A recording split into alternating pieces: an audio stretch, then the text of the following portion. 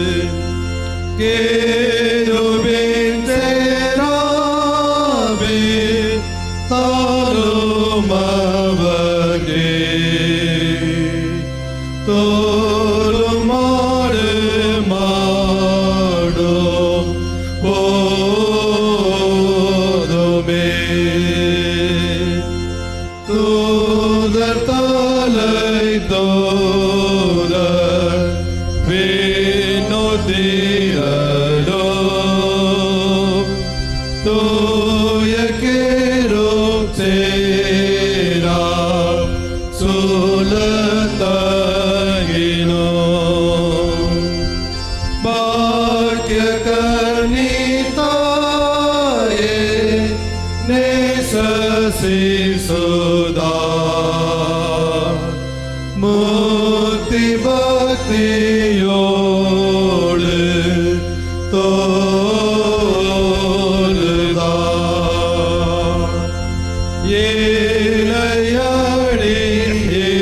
ஏனையடியேனோம் யாது படைப்பே மந்தை மேய்ப்பனாயே மறி படைப்பே ஞானியாய ஞான கொண்டு சேவிப்பே யானுயர்ந்த நெஞ்ச படைப்பே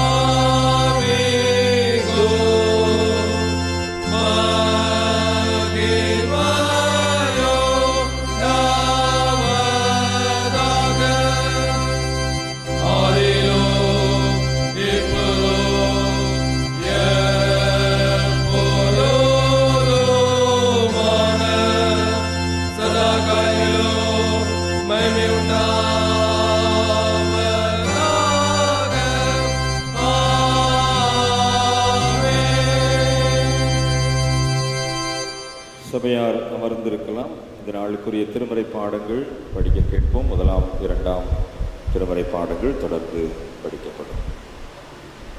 முதலாம் வேத பாடம் உபாகமம் 18ஆம் அதிகாரம் வசனங்கள் 15 முதல் 22 வரை.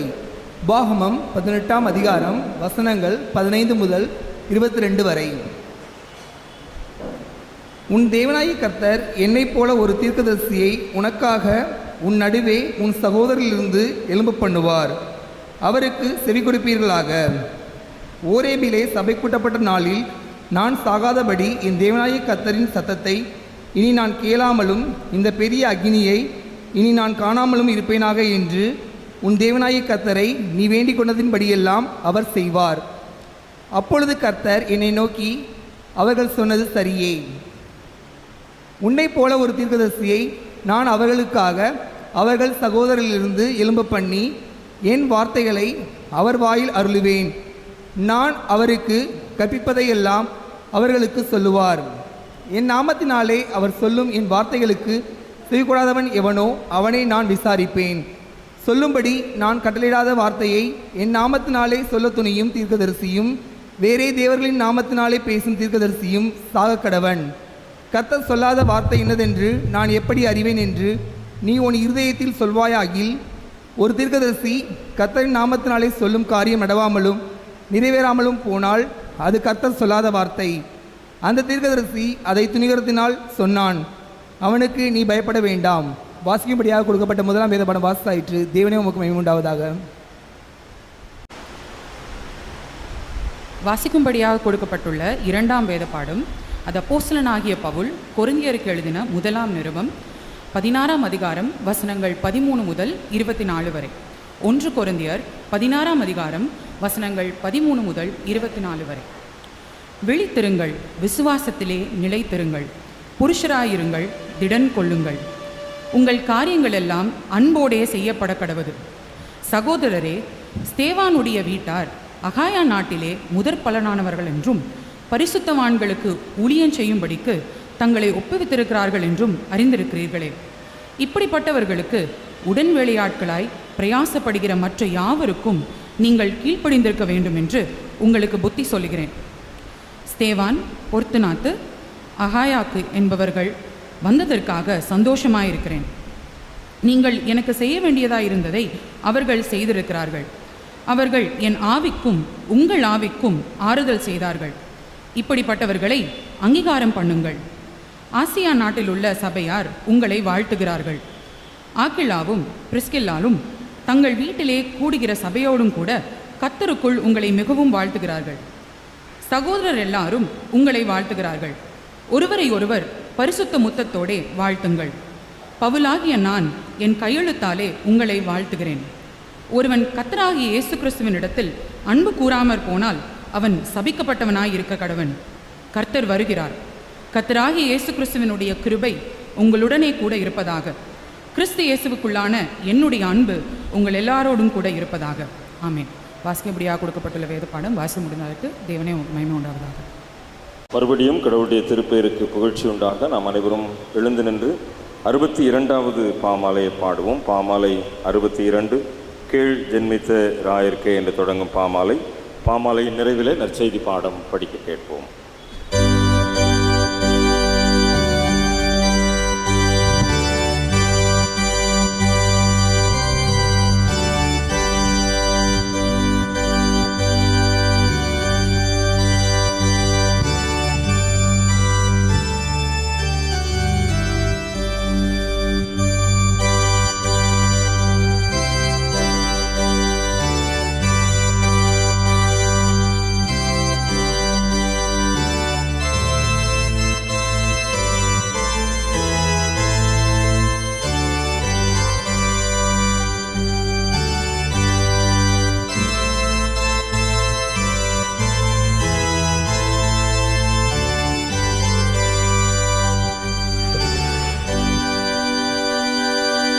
Amen.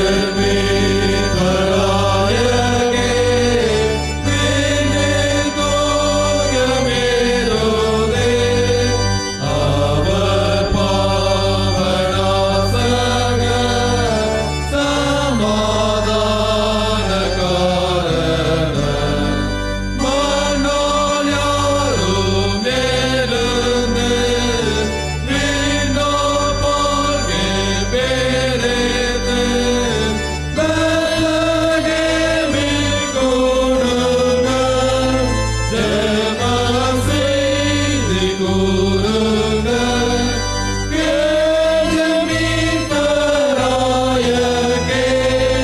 வினேதோத்யமிருதே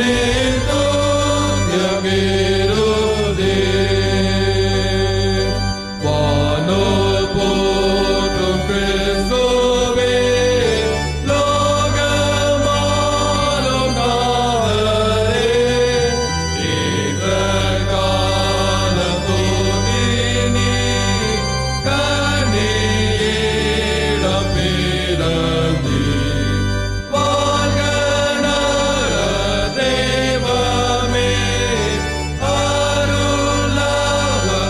அருளவதாரமே நீரிமானோ வேலன்மான் வாரில் மத்தியில் மாதலாம் கேஜமித்தராயகே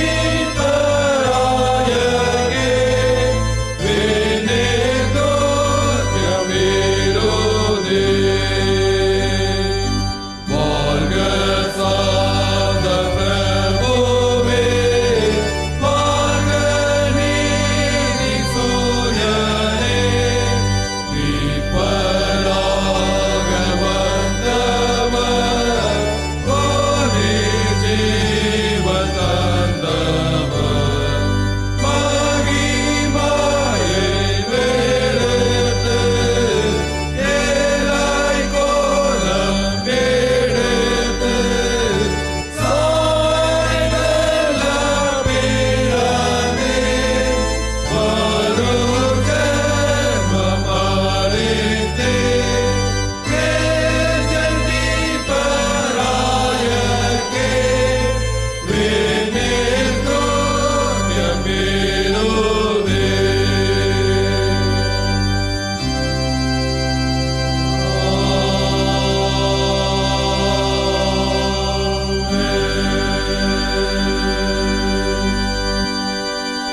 தெரிந்து கொள்ளப்பட்ட சுவிசேஷ பாடம் யோவான் எழுதின சுவிசேஷம் 1ஆம் அதிகாரம் வசனங்கள் 1 முதல் 14 முடிய. யோவான் 1ஆம் அதிகாரம் வசனங்கள் 1 முதல். ஆதியிலே வார்த்தை இருந்தது, அந்த வார்த்தை தேவனிடத்தில் இருந்தது, அந்த வார்த்தை தேவனாய் இருந்தது. அவர் ஆதியிலே தேவனோடு இருந்தார். சகலமும் அவர் மூலமாய் உண்டாயிற்று.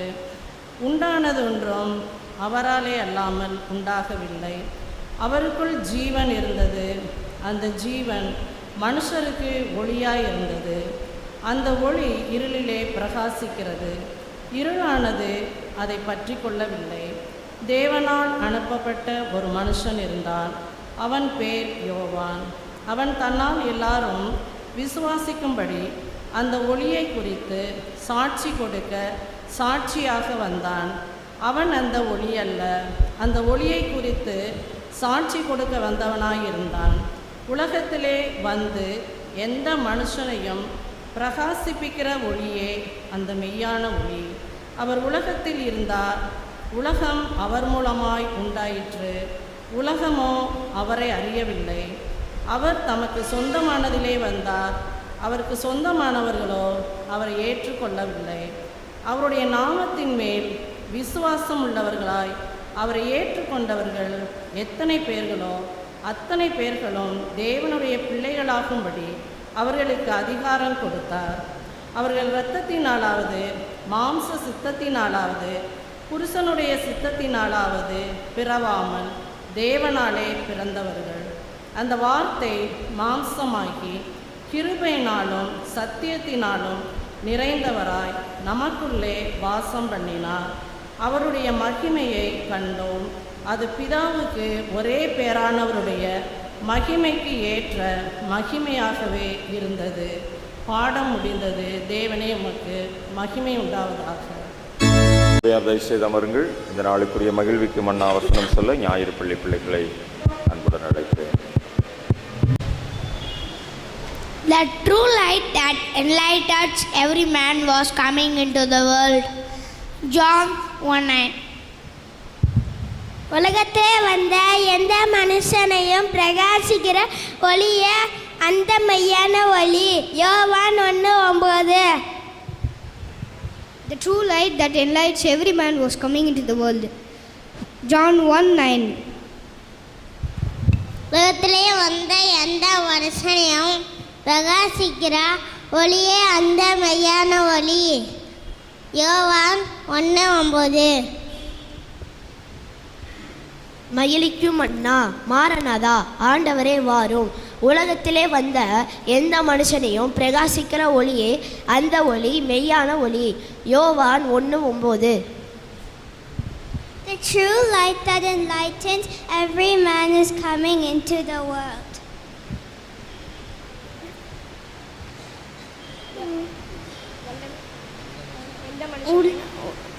உலகத்தில் வந்த எந்த மனுஷனையும் பிரகாசிக்கிற ஒளியே அது மெய்யான ஒளி. ரோமர் 1:9. The true light that enlightens every man has coming into the world. John 1:9. உலகத்திலே வந்த எந்த மனுஷனையும் பிரகாசிப்பிக்கின்ற ஒளியே அந்த மெய்யான ஒளி. யோவான் 1:9.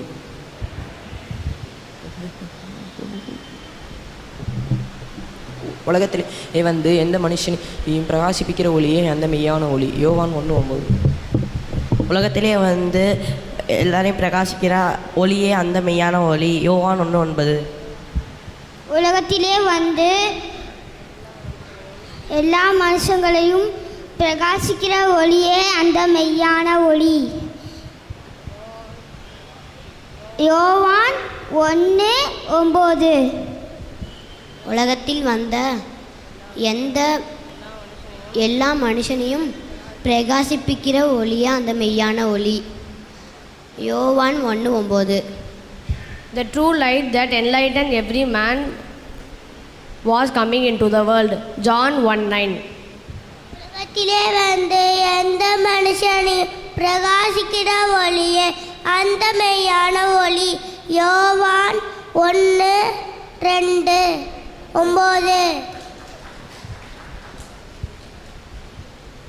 The true light that enlightened every man was coming into the world. John 1:9. Maranatha ஆண்டவரே வாரும். உலகத்திலே வந்த எந்த மனுஷனையும் பிரகாசிப்பிக்கிற ஒளியே அந்த மெய்யான ஒளி. யோவான் 1:9. பிரைஸ் லார்ட் ஆல். மகிழ்விக்கும் அண்ணா மாரநாதா ஆண்டவரே வாரம். உலகத்திலே வந்து எந்த மனுஷனையும் பிரகாசிப்பிக்கிற ஒளியே அந்த மெய்யான ஒளி. யோவான் 1:9. ஆமேன். உலகத்திலே வந்து எந்த மனுஷனையும் பிரகாசிப்பிக்கிற ஒளியே அந்த மெய்யான ஒளி. சங்கீதம் 1:9. யோவான் 1:9. மாரநாதா ஆண்டவரே வாரும். உலகத்தில் வந்த எந்த மனுஷனும் பிரகாசிக்கிற ஒளியோ அந்த மெய்யான ஒளி. யோவான் 1:9. Maranatha, O Lord, come. The true light that enlightens every man was coming into the world. John 1:9. The true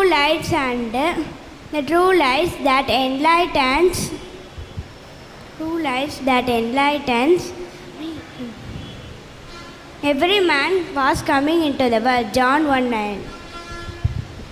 Maranatha, O Lord, come. The true light that enlightens every man was coming into the world. John 1:9.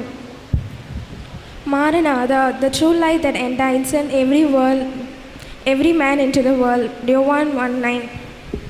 Maranatha, O Lord, come. The true light that enlightens every man was coming into the world. John 1:9.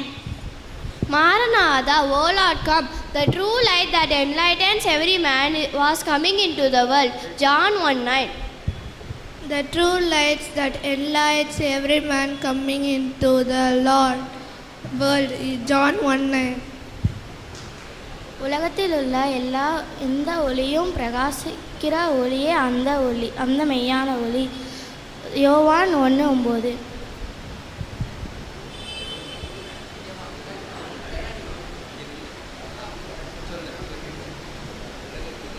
உலகத்திலே வந்து எந்த மனுஷனும் பிரகாசிக்க அந்த மெய்யான ஒளி. யோவான் 1:9. மாரநாதா ஆண்டவரே வாரும். உலகத்திலே வந்து எந்த மனுஷனையும் பிரகாசிக்கிற ஒளி அந்த மெய்யான ஒளி. யோவான் 1:9. உலகத்திலே எந்த மனுஷனையும் பிரகாசிக்கிற ஒளியே அந்த மெய்யான ஒளி. யோவான் 1:9. Joyful manna, the true light that enlightens every man was coming into the world. John 1:9. Amen.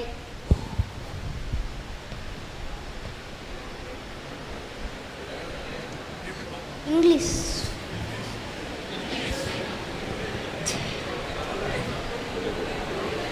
The true light that enlightens every man was coming into the world. John 1:9.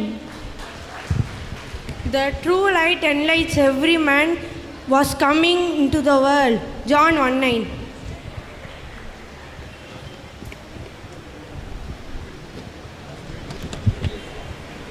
உலகத்திலே வந்து எந்த மனுஷனையும் பிரகாசிப்பிக்கிற ஒளியே அந்த மெய்யான ஒளி.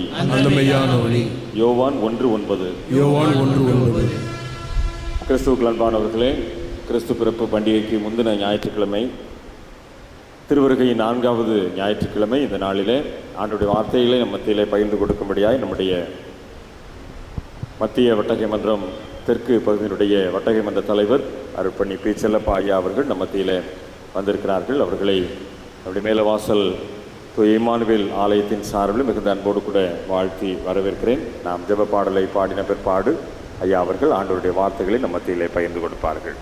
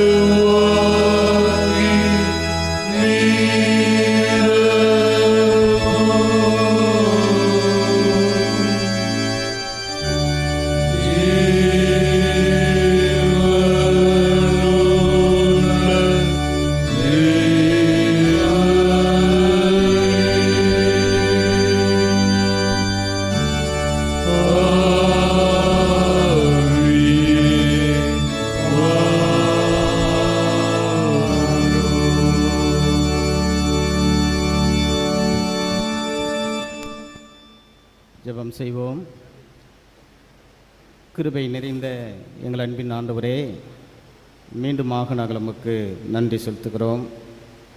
நாங்கள் உம்மை துதிக்கிறோம், ஸ்தோத்திரிக்கிறோம். ஆலயத்திற்கு கடந்து வரவும், உம்மை துதிக்கவும் ஸ்தோத்திரிக்கவும் உமக்கு நன்றி செலுத்தவும் இப்படிப்பட்ட நல்ல ஒரு வாய்ப்பை எங்களுடைய வாழ்விலை கொடுத்தமைக்காக நன்றி நிறைந்த இதயத்தோடு நாங்கள் உம்மை துதிக்கிறோம் ஆண்டவரே, ஸ்தோத்திரிக்கிறோம். உம்முடைய வார்த்தைகளுக்குள்ளாக நாங்கள் கடந்து செல்கிறோம் ஆண்டவரே.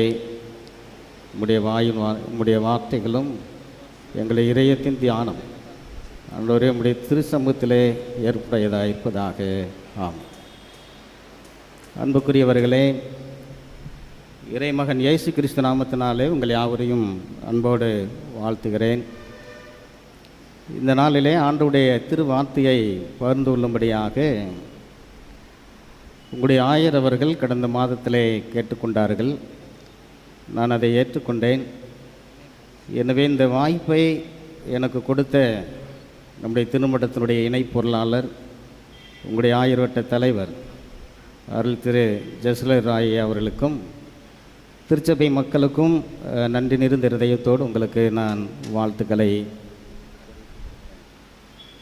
அன்பானவர்களே, இந்த நாளிலே நாம் சிந்தனைக்காக தியானத்திற்காக எடுத்துக்கொண்ட செய்தியினுடைய தலைப்பு, நம்முடைய பிள்ளைகள் எல்லாம் மைவிலிக்கும் அண்ணா வசனத்தை சொல்லும் பொழுது, சில பிள்ளைகள் மைவிலிக்கும் அண்ணா மாறனாதா ஆண்டவரே வாரும் என்று அந்த தலைப்பை தெளிவாக சொன்னார்கள்.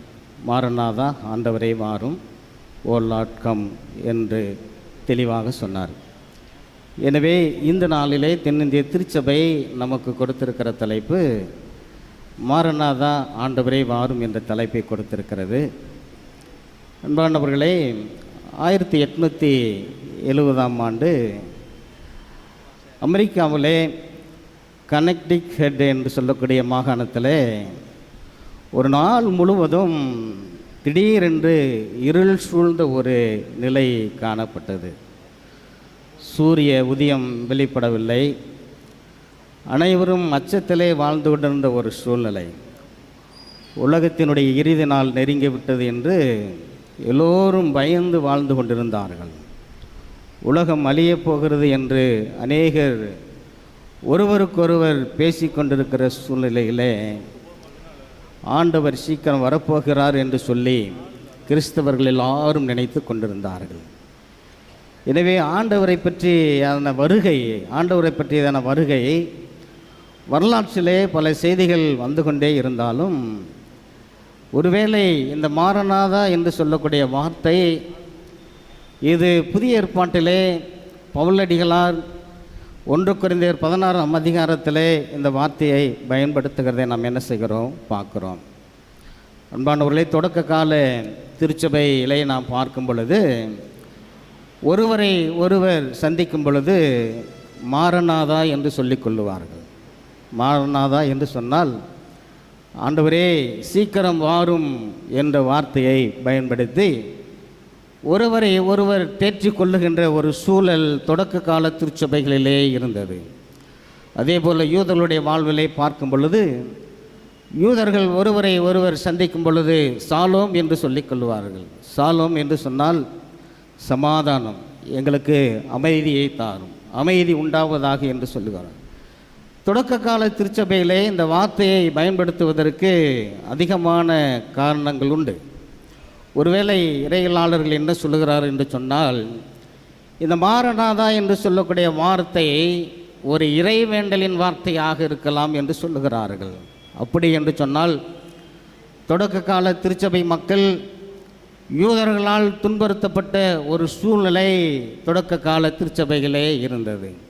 பேதுரு சிறைச்சாலையிலே வைக்கப்பட்டிருக்கையில் திருச்சபை மக்கள் எல்லோரும் பேதுருடைய விடுதலைக்காக ஜெபித்த ஒரு சூழ்நிலையை நாம் பார்க்கிறோம். ஸ்தேவான் கல்லிருந்து கொல்லப்பட்ட ஒரு சூழ்நிலையை தொடக்க கால திருச்சபையிலே நாம் பார்க்கிறோம்.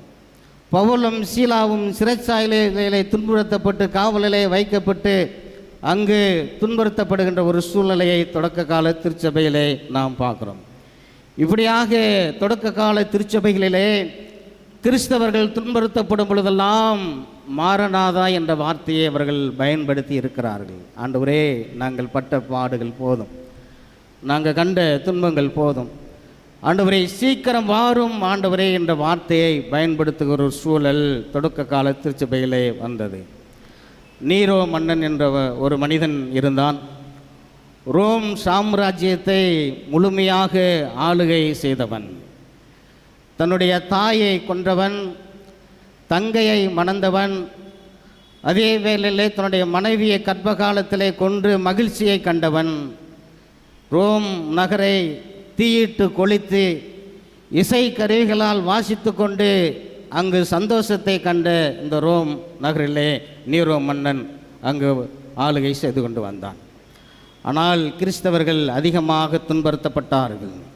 தீயிட்டு கொளுத்தி மக்களை அந்த தீயிலே வைத்து அவன் அதை பார்த்து சந்தோஷத்தை கண்ட சூழ்நிலையிலே கிறிஸ்தவர்கள் எல்லாம் துன்புறுத்தப்படும் பொழுது அவர்கள் சொன்ன வார்த்தையை, மாரநாதா சீக்கிரம் வாரும், ஆண்டவரே சீக்கிரம் வாரும். நாங்கள் துன்பங்களை அனுபவித்து கொண்டிருக்கிறோம், பாடுகளை அனுபவித்து கொண்டிருக்கிறோம், சீக்கிரமாய் ஆண்டவரே நீர் வாரும் என்ற ஒரு வார்த்தையை அவர் பயன்படுத்தப்படுகிறதை நாம் என்ன செய்கிறோம், பார்க்கிறோம். அன்புக்குரியவர்களே, பவுலடிகளார் 1 கொரிந்தியர் 16 அதிகாரம் 13 முதல் 24 வசனங்கள் அடங்கிய வேத பகுதியிலே ஒரு 4 கருத்துக்களை நமக்கு சுட்டி காட்டுகிறதை நாம் பார்க்கிறோம். ஒரு 4 கருத்துக்கள். அந்த 4 கருத்துக்களிலே முதலாவதாக நாம் பார்க்கும் பொழுது, ஆண்டவர் வருகிறார், எல்லோரும் எச்சரிக்கையாக இருங்கள் என்று சொல்லுகிறார். முதல் வருகையை நாம் விமர்சையாக நாம் கொண்டாடி கொண்டிருக்கிறோம். ஆண்டவருடைய முதல் வருகை, கிறிஸ்மஸ் பண்டிகையை கொண்டாடுவதற்கு எல்லோரும் ஆயத்தமாகிவிட்டோம்.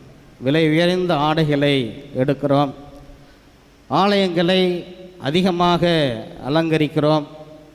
அதே வேளையிலே நாம் கிறிஸ்து பிறப்பின் பண்டிகையை கொண்டாடுவதற்கு விலை உயர்ந்த நல்ல உணவுகளை தயார் செய்கிறோம், கேக் வாங்குகிறோம். ஆண்டவர் பிறந்தார், இவைகளையெல்லாம் நாமே பெற்றுக்கொள்வதற்கு நாம் இவைகளை செய்து கொண்டிருக்கிறோம். ஆனால் பவுலடிகளார் கொரிந்து திருச்சபையிலே 16வது அதிகாரத்திலே முதல் 2 வசனங்களிலே சொல்லுகின்ற ஒரு காரியம், நீங்கள் ஆண்டவர் வருகிறார், எச்சரிக்கையாக இருங்கள் என்று சொல்லுகிறார். நீங்கள் மலை பிரதேசத்திலே நீங்கள் பயணம் செய்வீர்கள் என்று சொன்னால், வளைவுகளிலே போடப்பட்டிருக்கும் எச்சரிக்கையாக கடந்து செல்லுங்கள் அப்படின்னு. ஏன்னா ஆபத்துக்கள் அதிகமாக இருக்கும். ஆபத்துக்கள் அதிகமாக இருக்கிறதுனாலே உங்களுடைய பயணம் கவனமாக இருக்க வேண்டும் என்று அங்கு குறிப்பிடப்பட்டிருக்கும். ஆக பவுல் அப்போஸ்தலன் சொல்லுகின்ற ஒரு காரியம் என்னவென்று சொன்னால், 16ஆம் அதிகாரத்திலே 13வது திருவாக்கியத்திலே சொல்லுகிறார், விழித்திருங்கள், விசுவாசத்தில் நிலைத்திருங்கள், புருஷராயிருங்கள், திடன் கொள்ளுங்கள் என்று சொல்லுகிறார். ஆக முதலாவதாக நாம் பார்க்கும் பொழுது விழித்திருங்கள் என்ற ஒரு வார்த்தையை அங்கு பவுல் அப்போஸ்தலன் பயன்படுத்துகிறார். மத்தேயு என்பவர் எழுதிய நற்செய்தி நூல் 24ஆம் அதிகாரம் 42வது திருவாக்கியத்திலே விதமாக சொல்லுகிறார், உங்கள் ஆண்டவர் இந்த நாளிலே வருவார் என்று நீங்கள் அறிந்திருக்கிறபடியால் நீங்கள் என்ன செய்ய வேண்டும், விழித்திருக்க வேண்டும் என்று சொல்லுகிறார். விழித்திருக்க வேண்டும்.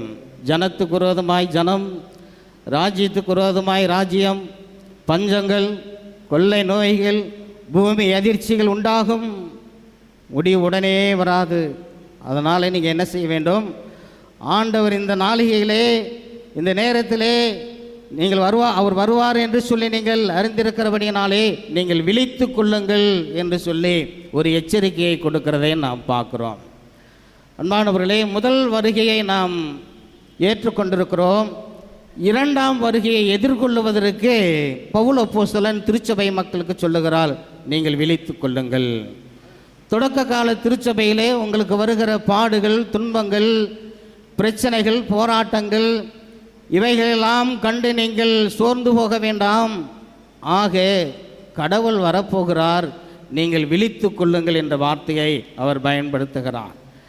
23வது திருவாக்கியத்திலே விதமாக சொல்லுகிறார், கர்த்தராகிய இயேசு கிறிஸ்துவனுடைய கிருபை உங்களுடனே இருப்பதாக. 22வது வசனத்திலே சொல்லுகிறார், ஒருவன் கர்த்தராகிய இயேசு கிறிஸ்துவனிடத்தில் அன்பு கூறாமல் போனால் அவன் சபிக்கப்பட்டவனாய் இருக்க கடவன். கர்த்தர் வருகிறார் என்று சொல்லுகிறார். கர்த்தர் வருகிறார், மாரநாதா ஆண்டவரே வாரும் என்று சொல்லுகிறார். லூக்கா என்பவர்கள் நற்செய்தி நூல் 21ஆம் அதிகாரம் 36வது திருவாக்கியத்திலே, ஆகையால் இனி சம்பவிக்க போகிற இவைகளெல்லாம் நீங்கள் தப்பி மனுஷகுமாருக்கு முன்பாக நிற்க பாத்திரவான்களாக எண்ணப்படுவதற்கு எப்பொழுதும் நீங்கள் ஜெபம் பண்ணி விழித்திருங்கள் என்று சொல்லுகிறார். ஜெபம் பண்ணி விழித்திருங்கள். அன்புக்குரியவர்களே, நாம் கிறிஸ்மஸ் பண்டிகை எப்பொழுது வரும் என்று சொல்லி ஆவலோடு காத்து கொண்டிருப்போம். ஆனால் ஆண்டவருடைய 2ஆம் வருகை வருவதற்கு நம்முடைய ஆயத்த நிலைகள் எப்படி என்று ஒரு கேள்வியை கேட்போமானால் அது ஒரு 0வாக இருக்கும். நம்முடைய ஆயத்த நிலைகள் கிறிஸ்மஸ் பண்டிகைக்கு இந்த ஆலயமே பத்தாது. ஒருவேளை நீங்கள் வந்து புதன்கிழமை அதிகாலையில் நீங்கள் பார்த்தீங்கன்னா ரோட்டில் சாலையிலெல்லாம் ஆட்கள் என்ன செய்து இருப்பாங்க, நின்று கொண்டே இருப்பார்கள்.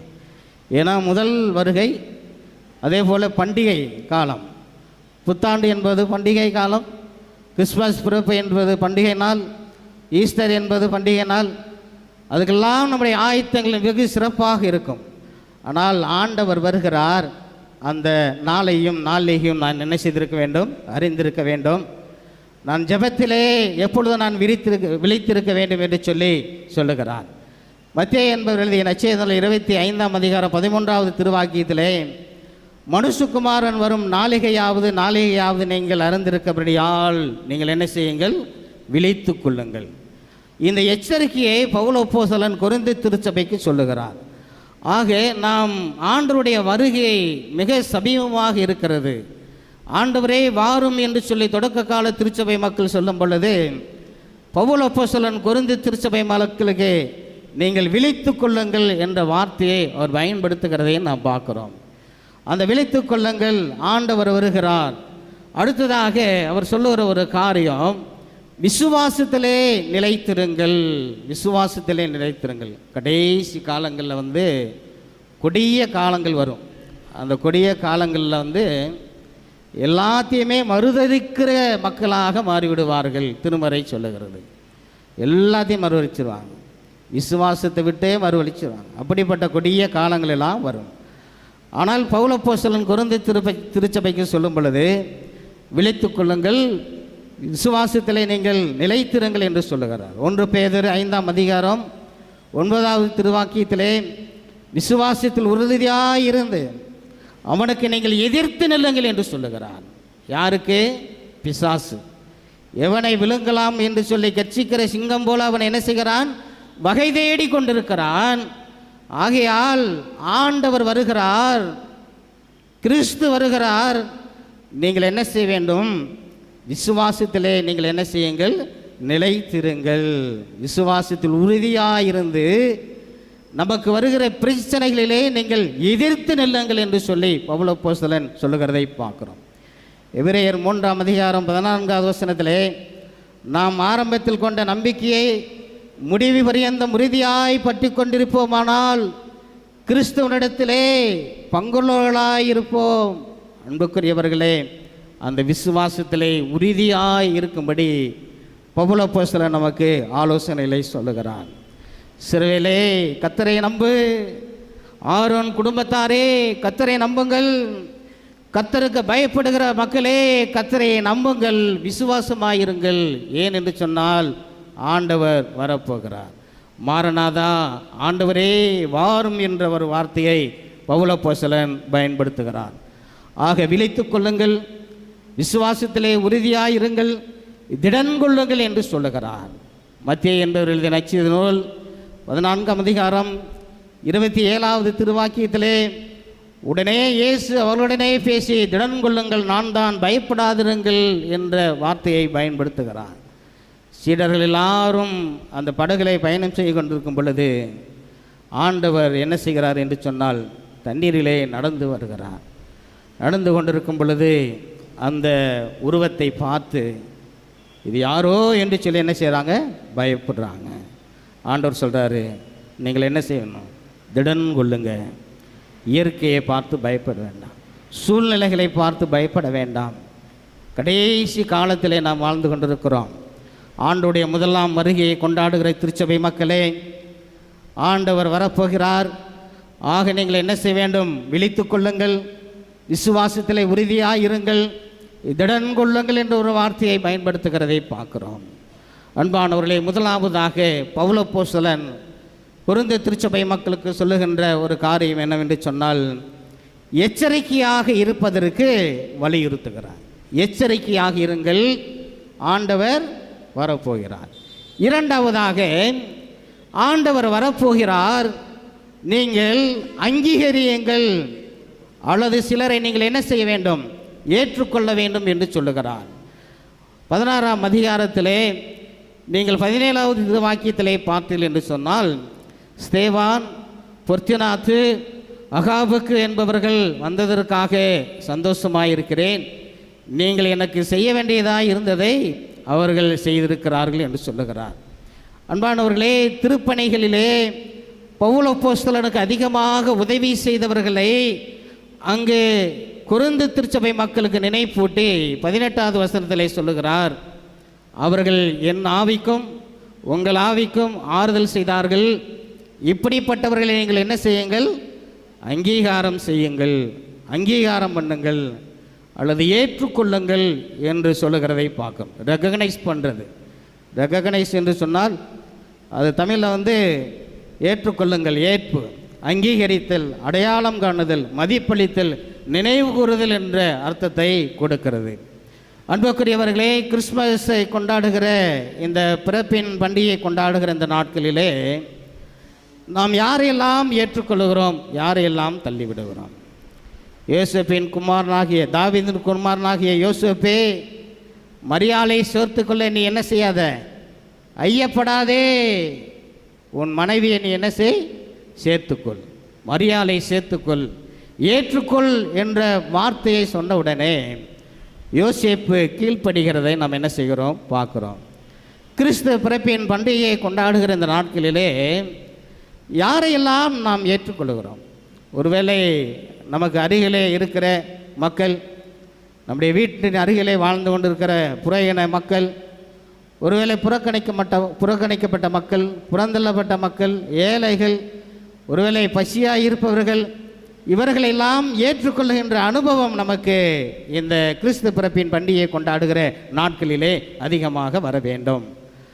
ஆக திருப்பணிகளிலே அதிகமாக உதவி செய்தவர்களை ஏற்றுக்கொள்ளுங்கள் என்று அந்த திருச்சபை மக்களுக்கு நினைவு கூறுதலாக இதை சொல்லுகிறதை நாம் பார்க்கிறோம். அன்புக்குரியவர்களே, யோவான் என்பவர் எழுதிய நற்செய்தி நூல் 1ஆம் அதிகாரம் 9வது வசனத்திலே, அவர் உலகத்திலே இருந்தார், உலகம் அவர் மூலமாய் உண்டாயிற்று, உலகமோ அவரை என்ன செய்யவில்லை, அறியவில்லை, அவரை ஏற்றுக்கொள்ளவில்லை. அவரை ஏற்றுக்கொள்ளாத ஒரு சூழ்நிலை, ஒரு காலகட்டம் இருந்தது. ஆனால் யோவான் எழுதின சுவிசேஷம் 1ஆம் அதிகாரம் 11வது வசனத்திலே சொல்லுகிறது, அவர் தமக்கு சொந்தமானதனே வந்தார், அவருக்கு சொந்தமானவர்களோ அவரை என்ன செய்யவில்லை, ஏற்றுக்கொள்ளவில்லை. அவருடைய நாமத்தின் மேல் விசுவாசம் உள்ளவர்களாக அவரை ஏற்றுக்கொண்டவர்கள் எத்தனை பேர்களோ அத்தனை பேர்களும் தேவனுடைய பிள்ளைகளாகும்படி அவர்களுக்கு ஆண்டவர் அதிகாரம் கொடுத்திருக்கிறார். ஏற்றுக்கொண்டதனால கடவுளுடைய பிள்ளைகள். நாம் அவரை ஏற்றுக்கொண்டோம், அவர் நம்மளை ஏற்றுக்கொண்டதுனால நமக்கு என்ன உரிமை? ஆண்டவரோட நம்முடைய தகப்பன், நாம் அவருடைய பிள்ளைகள். நான் சென்னை இறையியல் கல்லூரியிலே படிக்க சென்ற பொழுது முதல் நாளிலே ஒரு பேராசிரியர் வந்தார். அந்த பேராசிரியர் உங்களுடைய பெயரையும் உங்களுடைய ஊரையும் உங்களுடைய பெற்றோர் என்ன வேலை செய்கிறார்கள் என்று சொல்லி ஒரு அறிமுகத்தை சொல்ல சொன்னார். அப்பொழுது எல்லோரும் எங்களுடைய பெயரை சொல்லி எங்களுடைய பெற்றோரையும் ஊரை அறிமுகம் செய்து நாங்கள் அமர்ந்திருந்தோம். ஒரு வாலிபன், எங்களோடு படிக்க வந்த ஒரு வாலிபன் எழுந்திருந்து ரொம்பவும் சிரிப்பாக இருந்தது. அவர் தன்னை பெயரை சொல்லி, என்னுடைய தகப்பனார் உலகத்தை படைத்தவர் என்று சொன்னார், விண்ணையும் மண்ணையும் உண்டாக்கினவர் என்று சொன்னார். நான் என்னுடைய தகப்பனாருக்கு மகனாக வாழ்ந்து கொண்டிருப்பது எனக்கு பெரிய மகிழ்ச்சி, அப்படிப்பட்ட அங்கீகாரத்தை கடவுள் எனக்கு கொடுத்திருக்கிறார் என்று சொன்னார். எல்லாரும் சிரித்தாங்க. உங்கள் அப்பா எப்படி விண்ணையும் மண்ணையும் உருவாக்கி இருக்க முடியும் அப்படின்னு எல்லாரும் சிரித்தாங்க. கடைசியில் பார்த்தா அவருக்கு அப்பாவும் இல்லை அம்மாவும் இல்லை. ஒரு விடுதியிலே படித்து அங்கு இறையியல் கல்வியை கற்றுக்கொள்வதற்கு அவர் கடந்து வந்தார். கடந்து வரும் பொழுது என்னுடைய தகப்பனார் ஆண்டவர் இயேசு கிறிஸ்து என்று சொன்னார். அவரை ஏற்றுக்கொண்டவர்கள் எத்தனை பேர்களோ அத்தனை பேர்களும் தேவனுடைய பிள்ளைகளாகும்படி அவர்களுக்கு அதிகாரம் கொடுத்திருக்கிறார். இன்றைக்கும் ஈசிஐ திருச்சபையிலே நல்ல ஒரு குருவானவராக அவர் என்ன செய்கிறார், பணியாற்றுகிறார். அன்புக்குரியவர்களே, முதல் பிறப்பின் பண்டிகையை கொண்டாடுகிற நம்முடைய வாழ்விலே ஒருவேளை இன்றைக்கு எத்தனை பேர் கிறிஸ்துவை ஏற்றுக்கொண்டிருக்கிறோம்? ஏற்றுக்கொள்ளாமலே கிறிஸ்மஸ் பண்டிகையும் கொண்டாடுறோம். நிறைய பேர், சிலர் பெயரளவிலே கிறிஸ்தவர்கள் அல்லது சிலர் ட்ரெடிஷ்னலாக கிறிஸ்தவங்க, சிலர் உண்மையாகவே மனம் மாறிய கிறிஸ்தவர்கள் இருக்கிறார்கள். அப்படி என்று சொன்னால் ஆண்டவர் என்னை ஏற்றுக்கொண்டார், நானும் அவரை ஏற்றுக்கொண்டிருக்கிறேன். பவுல் அப்போஸ்தலன் சொல்லுகிறார், ரோமர் 15ஆம் அதிகாரம் 7வது திருவாக்கியத்தில் சொல்லுகிறார், ஆதலால் தேவனுக்கு மகிமையுண்டாக, கிறிஸ்து நம்மை ஏற்றுக்கொண்டது போல நீங்களும் ஒருவரை ஒருவர் நீங்கள் என்ன செய்யுங்கள், ஏற்றுக்கொள்ளுங்கள்.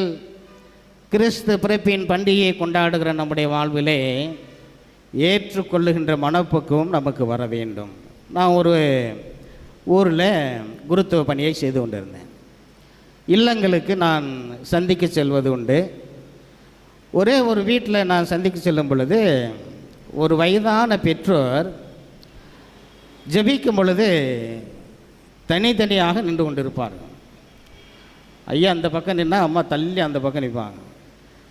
கிட்டத்தட்ட ஒரு 25 ஆண்டுகள் பேசாமையே என்ன செய்திருக்கிறாங்க, இருக்கிறாங்க. ஒருவரை ஒருவர் ஏற்றுக்கொள்ளாத ஒரு குணங்கள், மனப்பக்குவங்கள் இருக்கிறது.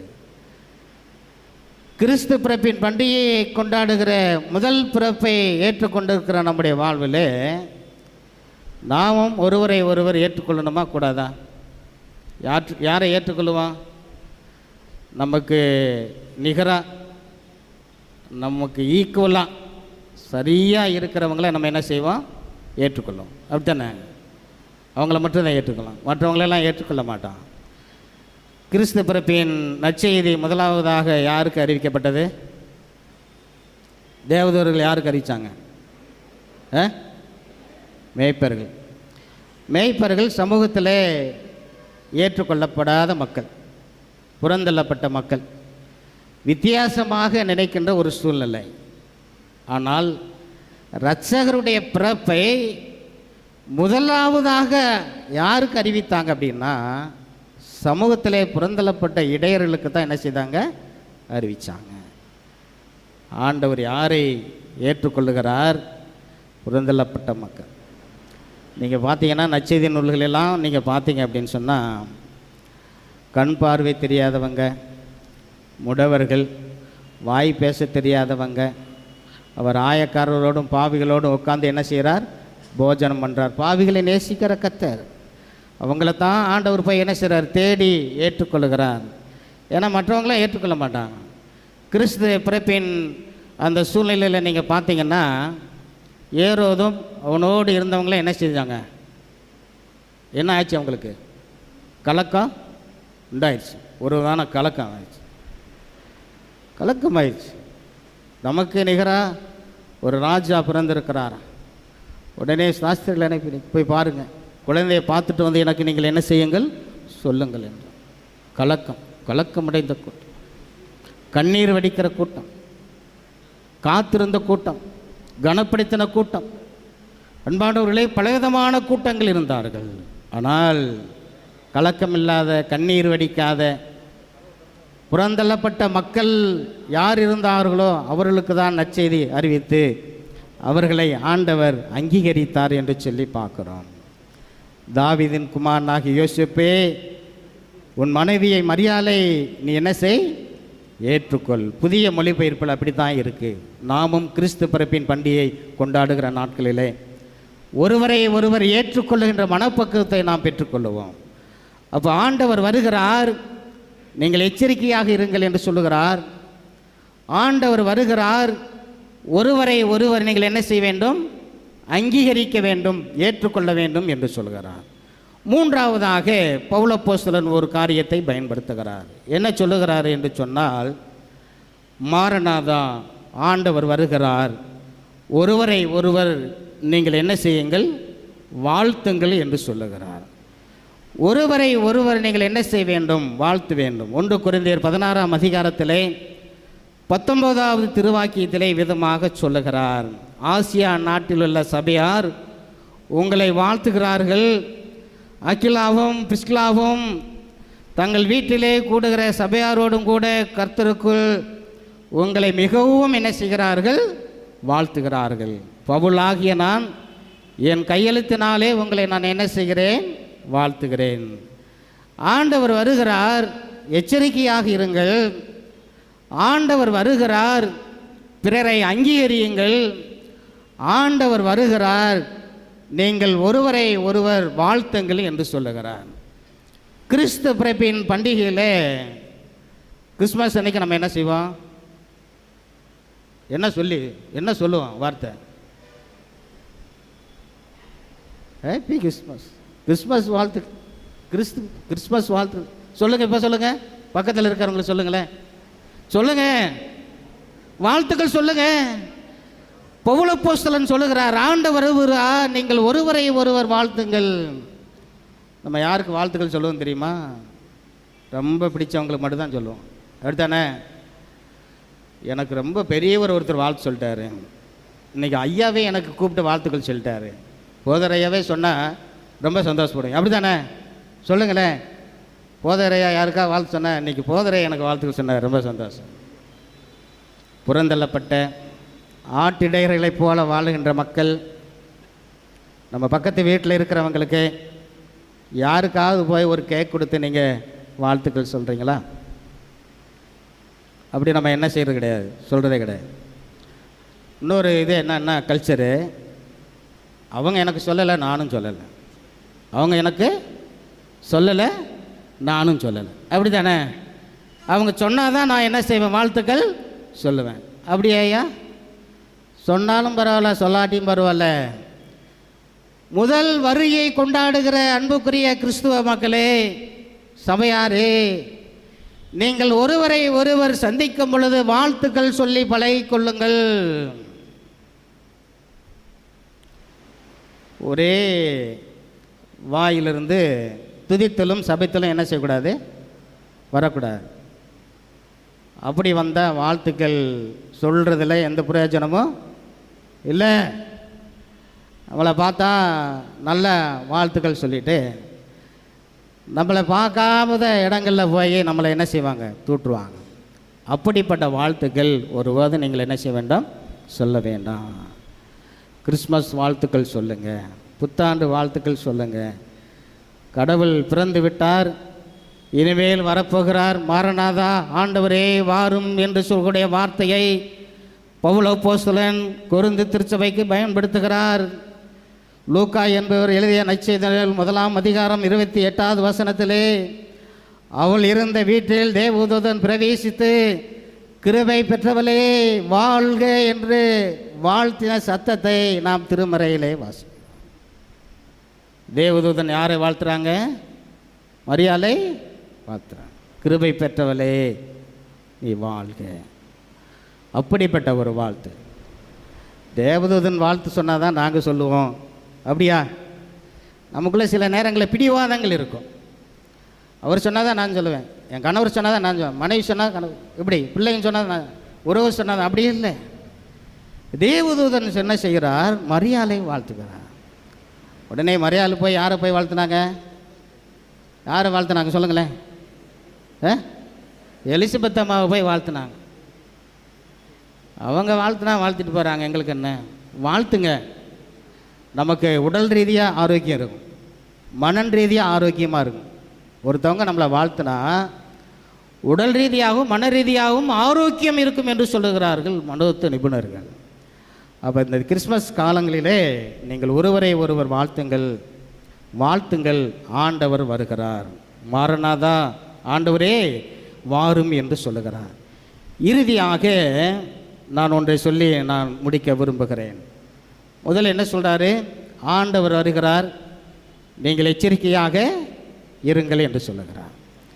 இரண்டாவதாக, ஆண்டவர் வருகிறார், பிறரை நீங்கள் என்ன செய்யுங்கள், அங்கீகரியுங்கள் என்று சொல்லுகிறார்.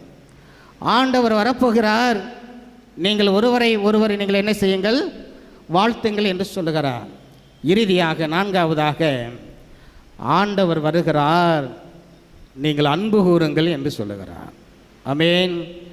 1 கொரிந்தியர் 16ஆம் அதிகாரம் 22வது திருவாக்கியத்திலே 16ஆம் அதிகாரம் 14வது வசனம் 3 இடங்களிலே பயன்படுத்துகிறார்.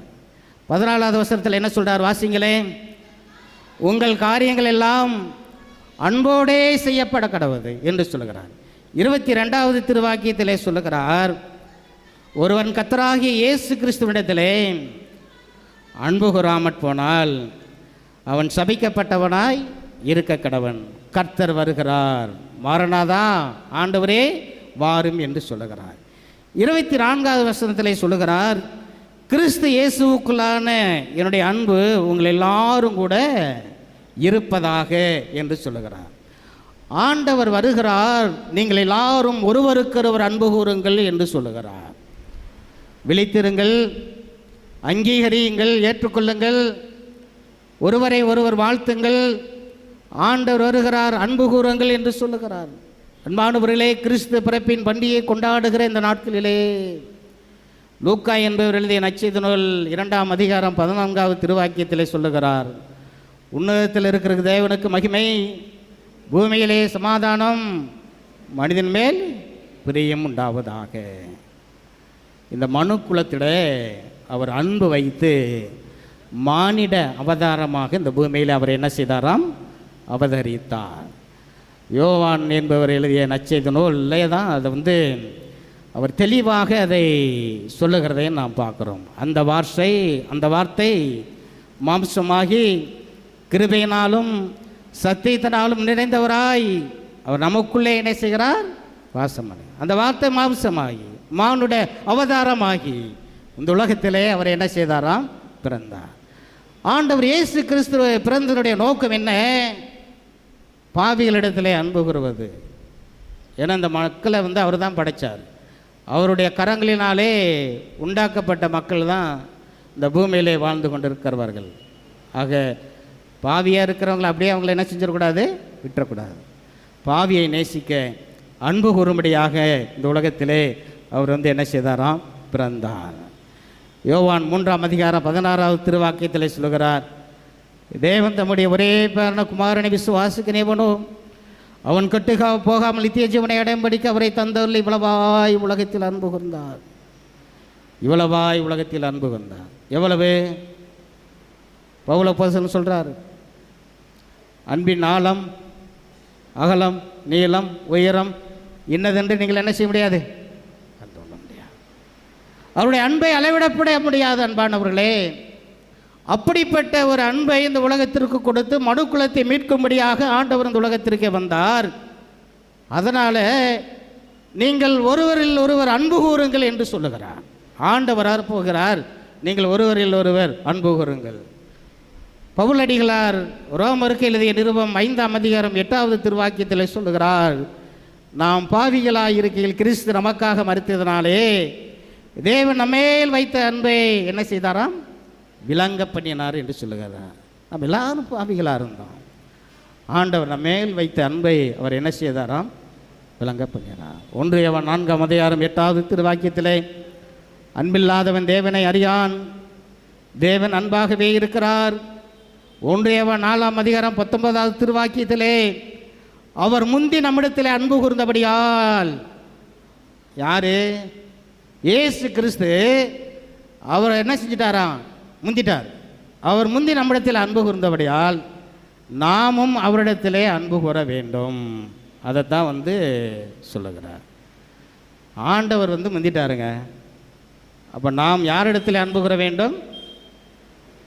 இயேசுவினிடத்திலே அன்பு கூற வேண்டும். பவுல் அப்போஸ்தலன் அதைத்தான் சொல்லுகிறார். கொரிந்தியர் 16ஆம் அதிகாரத்திலே 22வது திருவாக்கியத்திலே, ஒருவன் கர்த்தராகிய இயேசு கிறிஸ்துவிலே அன்பு கூறாமற் போனால் எப்படி? பைபிள் வாசிக்க மாட்டேன், ஜெபம் பண்ண மாட்டேன், ஆலயத்துக்கு போக மாட்டேன், ஆலயத்துக்கு கொடுக்க மாட்டேன், யார்கிட்டையும் அன்பு கூற மாட்டேன், எப்பயாவது ஒரு நாளுக்கு வருவேன். எப்படி ஆண்டவரிடத்தில் அன்பு கூறுறது? ஆண்டவரிடத்தில் எப்படி அன்பு கூறணும் சொல்லுங்களேன். அன்பு ஆண்டவர்களே, ஆண்டவரிடத்தில் அன்பு கூறாமற் போனால், ஒருவேளை உபாகமம் 6ஆம் அதிகாரம் 5வது திருவாக்கியத்தை வாசியுங்களேன். நீ உன் தேவனாகிய கர்த்தரிடத்தில் உன் முழு இருதயத்தோடும், உன் முழு ஆத்மாவோடும், உன் முழு பலத்தோடும் அன்பு கூறுவாயாக. இதுதான் ஆண்டவர் சொல்லியிருக்கிறார். கிறிஸ்மஸ் காலங்களில் யாருக்காவது சாப்பாடு கொடுத்தா போயிருமா? போதுமா? சொல்லுங்களேன். ட்ரெஸ் எடுத்து கொடுத்தா போதுமா? எப்பயாவது ஒரு நாளைக்கு. அன்பிலே நிலைத்திருங்கள் என்று சொல்லுகிறார். நம்ம எப்பயுமே நல்ல பொருளை யாருக்கும் தரமாட்டோம். இந்த வருஷம் போன வருஷம் எடுத்த பொருள் ஏதாவது கொஞ்சம் பழசு பட்டையெல்லாம் இருந்துச்சுன்னா இதை எடுத்து அவங்களுக்கு கொடுத்துட்டு, இது அன்பு. யாருக்காவது கொடுத்தா புது ட்ரெஸ் கொடுங்க. உணவு சூடாக சமைச்சு முதல்ல மற்றவங்களுக்கு கொடுத்தா நீங்கள் கொடுங்க.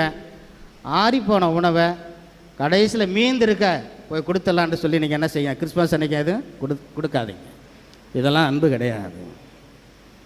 உன் தேவனாய கர்த்தரிடத்தில் உன் முழு இதயத்தோடும் உன் முழு ஆத்மாவோடும் உன் முழு பலத்தோடும் அன்பு கூர்வாயாக. உலக பிரசித்தி பெற்ற ஊழியக்காரர் ரிச்சர்ட் உம்ப்ரன் என்று சொல்லக்கூடிய ஒரு ஊழியக்காரர் ருமேனிய தேசத்திலே கம்யூனிஸ்டுகள் ஆளுகை செய்கின்ற காலகட்டங்களிலே அவருடைய திருப்பணி அதிகமாக இருந்தது. கிறிஸ்தவர்கள் அதிகமாக துன்புறுத்தப்பட்ட காலம், அதிகமாய் துன்புறுத்தப்பட்ட காலம். அடிப்பார்கள், கடுமையான தண்டனையை கொடுப்பார்கள்.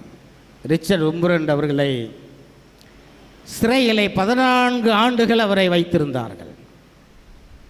14 ஆண்டுகள் வைக்கும் பொழுது சிறையிலே அவர்கள் சொன்ன ஒரு வார்த்தை, உன்னுடைய தேவனை மறுதலி, கம்யூனிஸ்ட் கொள்கைகளை நீ ஏற்றுக்கொள், ஆண்டவரிடத்தில் நீ வைத்திருக்கிற அன்பை நீ விட்டுவிடு என்று சொன்னார். ரிச்சர்ட் உம்ப்ரன் சொன்னாங்களாம், என்னை நேசித்த ஆண்டவரை இன்னும் நான் 100 மடங்கு என்ன செய்வேன், நேசிப்பேன், அன்பு கூறுவேன் என்று சொன்னார். உள்ளாக்கப்பட்ட ரிச்சர்ட் உம்ப்ரன் அன்பானவர்களே, அப்போ அவர் சொன்ன ஒரு வார்த்தை, வேதனைகளை தாங்க முடியாமல், அவருக்கு கொடுத்த தண்டனைகளை எல்லாம் தாங்க முடியாமல் அவர் ஒரு வார்த்தை சொன்னாராம் சிறைச்சாலையில், ஆண்டவரே வாரும், ஆண்டவரே வாரும், ஆண்டவரே மாரநாதா என்ற வார்த்தையை அவர் என்ன செய்கிறார், பயன்படுத்துகிறதை நாம் பார்க்குறோம். அன்பானவர்களே, முதல் வருகையை கொண்டாடுகிறோம், 2ஆம் வருகையை எதிர்நோக்கி கொண்டிருக்கிறோம்.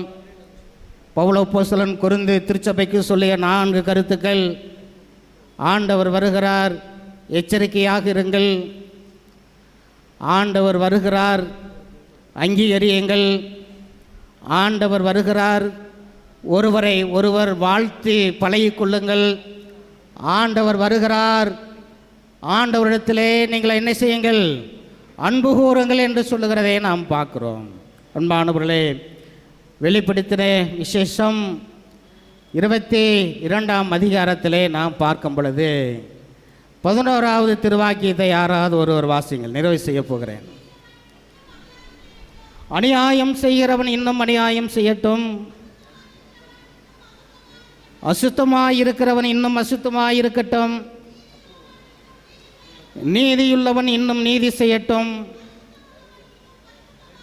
பரிசுத்தமுள்ளவன் இன்னும் பரிசுத்தமாகட்டும், இதோ நான் சீக்கிரமாய் வருகிறேன், அவனவனுடைய கிரியைகளின்படி அவனவனுக்கு நான் அளிக்கும் பலன் என்னோட கூட என்ன செய்கிறது, வருகிறது, என்னோடைய கூட வருகிறது. திருமறையில் ஒரு வார்த்தை சொல்லுகிறது, பொல்லாதவர்களை குறித்து நீங்கள் என்ன செய்ய வேண்டாம், எரிச்சல் அடைய வேண்டாம், நியாயக்கேடு செய்யும் போது நீங்கள் என்ன செய்ய வேண்டாம், பொறாமை கொள்ள வேண்டாம். என்கிட்ட சிலர் வருவாங்க, ஆண்டவர் பார்த்து கொள்வார் அப்படின்னு.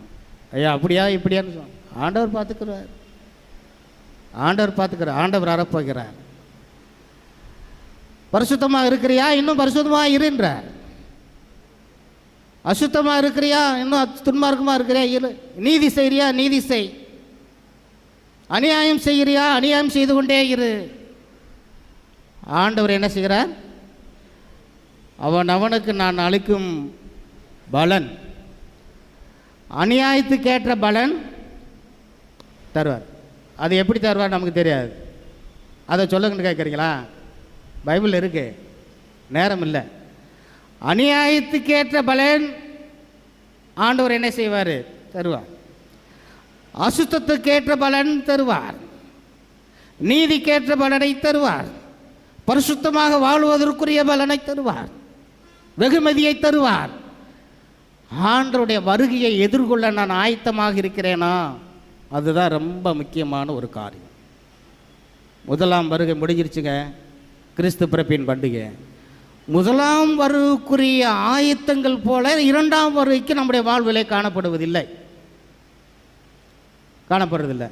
அவர் என்ன சொல்கிறாருன்னா, அநியாயம் செய்யக்கூடாதுன்றார், அப்படி தானே? பரிசுத்தமாக இரு அப்படின்றாரு, நீதி செய் அப்படின்றாரு. இப்போ அதைத்தானே செய்யணும். இதோ நான் சீக்கிரமாய் வருகிறேன் அப்படின்னு சொல்கிறாரு.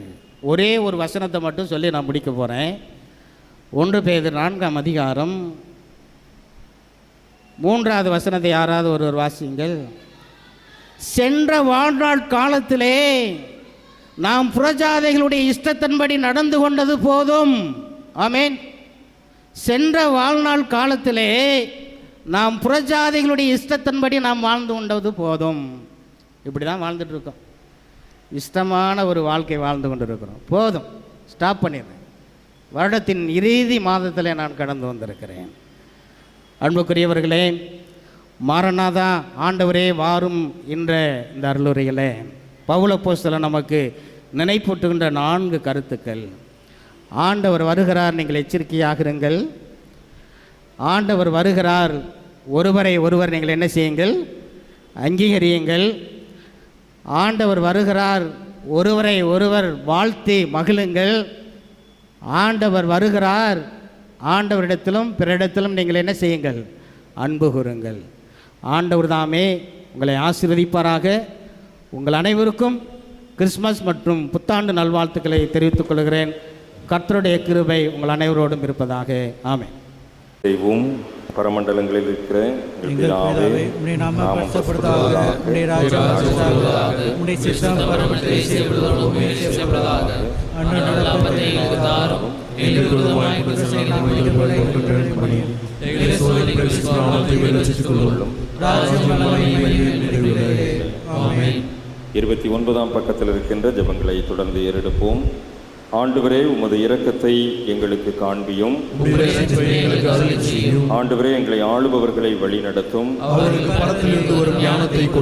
உம்முடைய பணிவிடைக்காரருக்கு நீதியை தருப்பியும். ஆண்டவரே, உமது ஜனத்தை இரட்சியும்.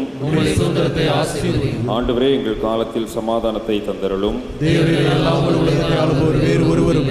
கடவுளே, எங்கள் இருதயங்களை சுத்திகரியும். தொடர்ந்து ஜெபிப்போம். சமாதானத்திற்காக, ஆண்டவருடைய கிருபைக்காக, எல்லா மோசங்களுக்கும் ஆண்டவர் விலக்கி காப்பதற்காக ஜெபிப்போம். இந்த வருடத்தின் நிறைவு நாட்களிலே வந்திருக்கிறோம். திருவருகையின் 4வது ஞாயிற்றுக்கிழமை கிறிஸ்து பிறப்பின் பண்டிகை ஆசரிப்பதற்கு முந்தின இந்த நாட்களிலே ஆண்டவர் நம்மை தொடர்ந்து பண்டிகை காலத்தின் நிறைவான ஆசீர்வாதங்களோடு வழிநடத்தும்படியாய் நம்மை அர்ப்பணித்து ஆண்டவருடைய சமூகத்தில் நம்மை ஒப்படைப்போம். இத்தருணத்தில் ஒருமனப்பட்டு உம்மை நோக்கி எங்கள் பொதுவான விண்ணப்பங்களை செய்ய எங்களுக்கு கிருபை அளித்த சர்வ வல்லமையுள்ள கடவுளே, 2 பேராவது 3 பேராவது நாமத்தினாலே கூடி வரும்போது அவர்கள் கேட்கிறவர்களை அருளிச் செய்வேன் என்று வாக்குறுதி இருக்கிறீரே. கர்த்தாவே, உமது அடியாராகி எங்களுக்கு வேண்டிய நன்மைகள் உண்டாக எங்கள் விருப்பங்களையும் வேண்டுதல்களையும் இப்பொழுது நிறைவேற்றி இம்மையிலே உம்முடைய சத்தியத்தை அறிகிற அறிவையும் மறுமையிலே நித்திய ஜீவனையும் எங்களுக்கு கட்டளையிட்டு அருளும். ஆமென். ஆண்டவருடைய இரக்கமுள்ள கிருபைக்கும் பராமரிப்புக்கும் உங்களை ஒப்புவிக்கிறோம். ஆண்டவர் உங்களை ஆசீர்வதித்து உங்களை காக்க கடவர். ஆண்டவர் தம்முடைய முகத்தை உங்கள் மேல் பிரகாசிக்க பண்ணி உங்கள் மேல் கிருபையாயிருக்க கடவர்.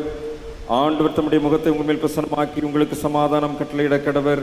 பிதா, குமாரன், பரிசுத்த ஆவியாகிய திரியேக கடவுளுடைய ஆசீர்வாதம் எப்பொழுதும் உங்களோட இன்றைக்கும் உங்களில் நிலைத்திருக்க கடவது.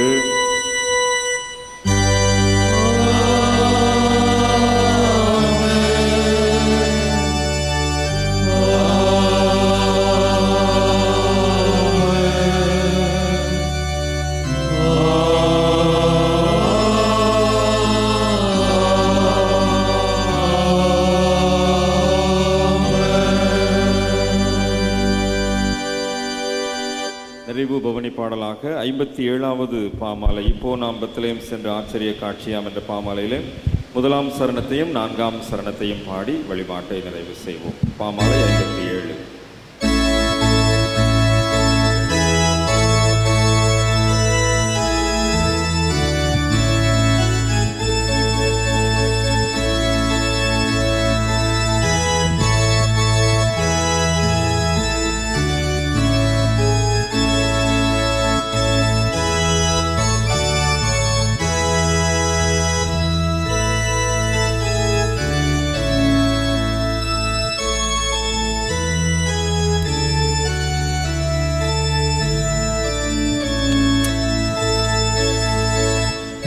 இப்போ நாம் பெத்லகேம் சென்று ஆச்சரிய காட்சியா பாலனான நம் ராஜாவும் பெற்றோரும் காணலாம்.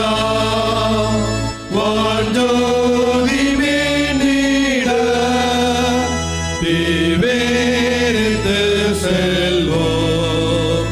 தூதன் தீங்கானம் கீதமே கேட்போம் தினமா. அப்போ நாம் ஏகமாய் கோடி விசுவாசத்தோடிந்தே சபையில் தங்கும் பாலனே சந்நிதி சேர்வோமே. மகேந்த போற்றுவோம் ஜோதியில் ஜோதியே. கர்த்தனீர் பிறந்த தினம் கொண்டாட தகுமே.